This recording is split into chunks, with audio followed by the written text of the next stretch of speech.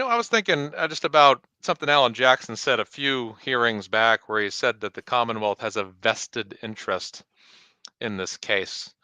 And then I go back to what we're hearing today with a motion to shut down Free Karen Reed movement supporters from wearing certain attire. And I just sit there and say to myself, it's just like Alan said, they're not going to stop with their tactics, and they're going to continue on as long as they can. Auntie Bev today was very much back to her old self, that, she's kind of backed off the past couple hearings. She hasn't been as um, favorable towards the prosecution as she was several hearings back, where she was getting on David Yannetti for putting up signs and everything, charts rather. And today, Tanis Yannetti, who was the sister of David, for those that don't know, who represented Karen in court today, literally had to say to Auntie Bev, "Look, I just want you to note it for the record, okay?" It was like she was all over the place, and going here, going there, talking about this, talking about that. And Tanis is like, "I just want you to note it for the record, if that's okay. We're trying to make it, and that's been the thing for the defense, is that they always have to fight to talk. You have a 10-minute time limit, which we didn't see today. Mike, I know you're intrigued about whether or not that would take place today. Interestingly enough, it did not. But again, she's always making the defense fight twice as hard. What did we see today? They wanted them, the defense has a certain amount of time to produce certain information, but then the prosecution. And I saw Olivia's comment or post today, where she made a comment, and she's in the comments right now. The prosecution has had over 2 years to produce certain things, and they've either taken forever to do it, or over a year and a half to do it, or they're just producing it now, or they maybe haven't even still produced whatever it may be across the board that needs to be produced. So this is not a judge that's being fair and impartial. This is a judge, as we've long known, that is favorable to one side, and essentially she's a guardian for everything that's the Commonwealth and the prosecution, and furthermore, state police, McAlbert's. I mean, where does it begin? Where does it end? You decide. But that's what I'm seeing again, is more of that today. And her attitude towards Alan Jackson, and really before Alan Jackson even came on the Zoom call today, she was all over Tanis about, well, they should have been present and blah, blah, blah, blah, blah. It's like, you know, you never cut this kind of slack to the defense, but you cut it to Lally, who walks in that courtroom week after week, looking like he was up till 5 in the morning drinking beer all night, and then walks into court with his head down, like, "Oh man, I'm all hungover from last night." It's laziness, and the defense has proven time and time again that they're more than prepared, even though they're not saying everything during these pre-trial hearings. They are saying a lot, and what they're saying is direct, and it's to the point. And the prosecution talks in circles. Adam Lally does it all the time. He never gets called on it by Auntie Bev. Anytime the defense starts to make a really sound point, you have a time limit. We got to cut you off right there. That's not to be argued today, and she's always battling them. And that's why I kind of appreciated Tanis today, kind of biting back. Like, can you just note this, please? And this shouldn't be this much of a fight. With respect, Judge. And I kind of liked her attitude today, and I was paraphrasing kind of what she was essentially saying to her. But that was a great bite back moment by Tanis, and I liked it a lot. So I defer back Yeah, my it's time. pretty astounding. Auntie Bev was trying to give the defense crap today for not filing a motion that they anticipated. They anticipated filing a motion to dismiss. They decided that it would be strategic not to file the motion. In my opinion, it's likely that they find it strategic because every time they show their cards at all, the prosecution turns around and covers up their tracks, which they're not supposed to do. They're supposed to be finding the truth, not trying to convict someone.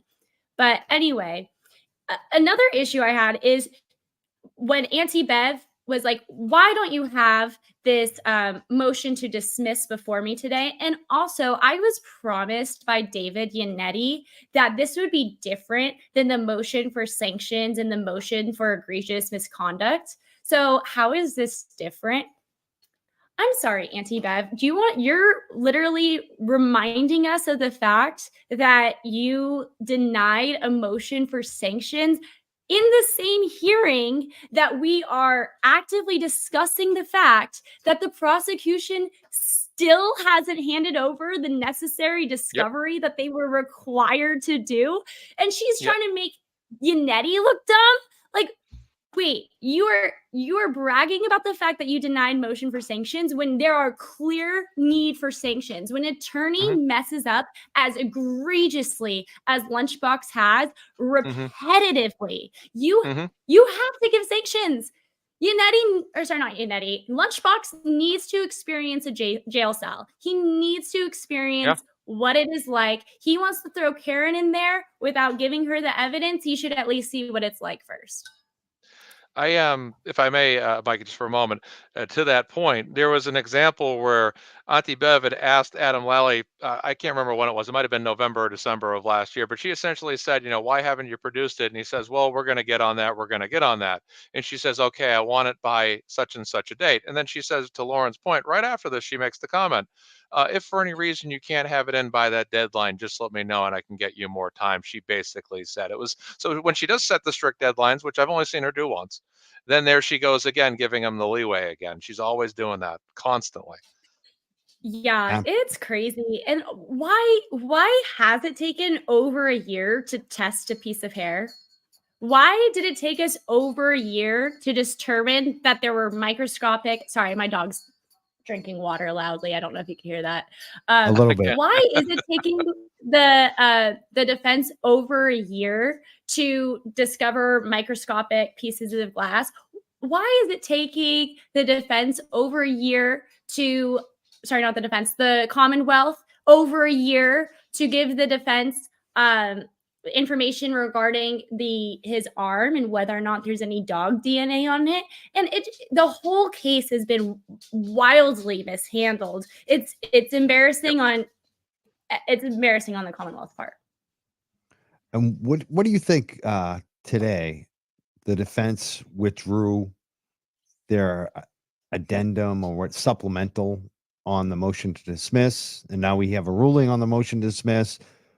Why do you think they did that today? Yeah, I think that they're not planning to file the motion to dismiss until the last possible moment, and they may not even. So there's a motion to dismiss, and then there's a motion. Then you can rule on summary judgment, and then you can have a re-summary judgment. So they might wait for a later point to dismiss the case. They might choose for legal strategic reasons not to do this motion to dismiss, because so different points in which you could drop the case happens at different points of the case. So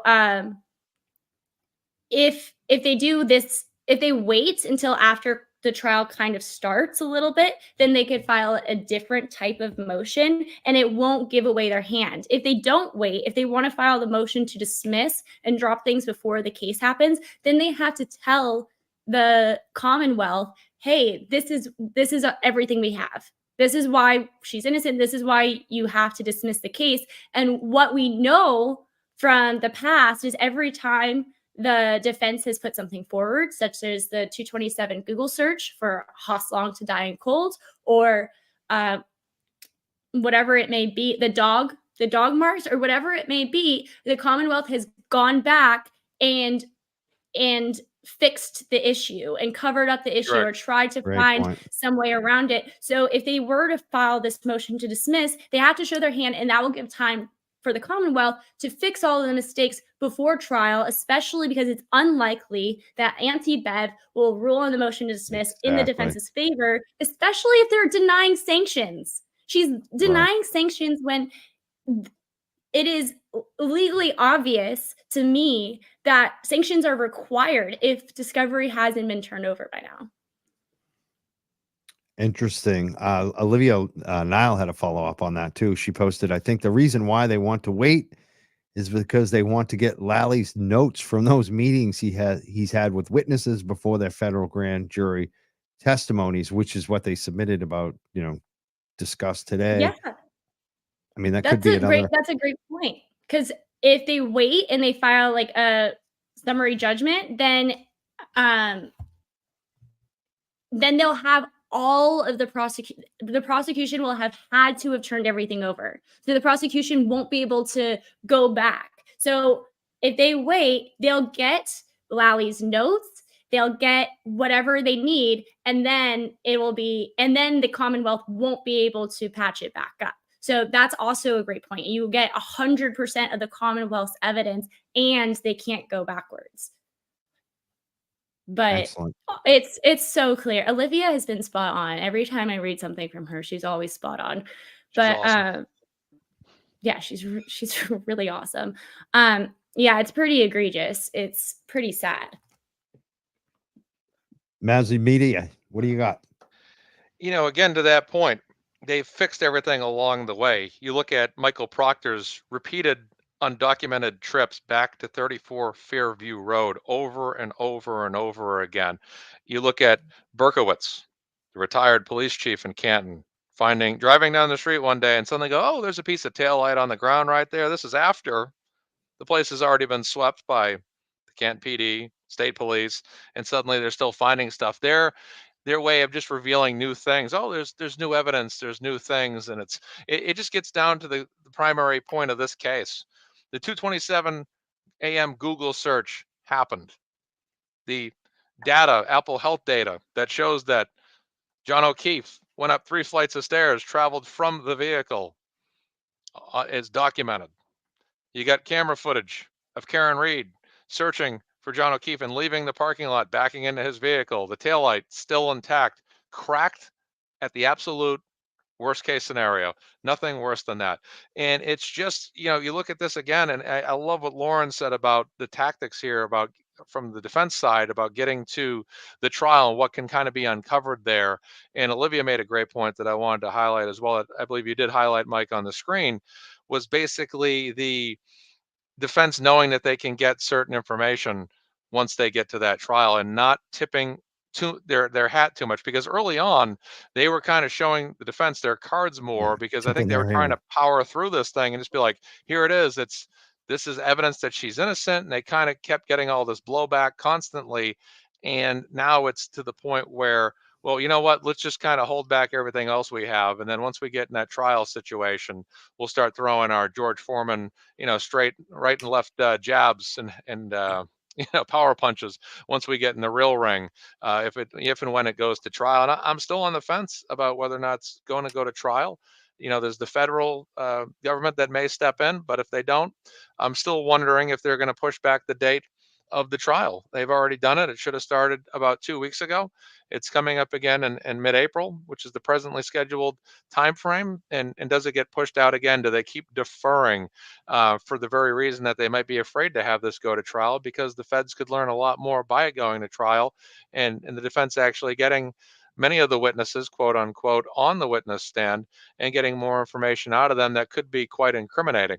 So I'm looking to see what's going to go on here. But I'm very interested, now that we've got through these 2 hearings last week and this week, and kind of seeing how everything evolves over this next 2 to 3 week period, and seeing if that trial date gets pushed back again. But for me, it's almost to the point where it's like, okay, Auntie Bev, we know she's not going to dismiss this case, but if we get this thing to trial and you get 12 jurors sitting in that room and they hear all this evidence, and that's the thing I'm thinking too.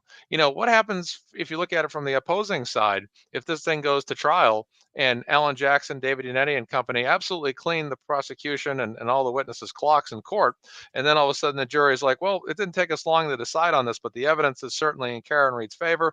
We don't have enough information to really incriminate her and get her sent to prison. We're putting in a not guilty verdict, and then that's it.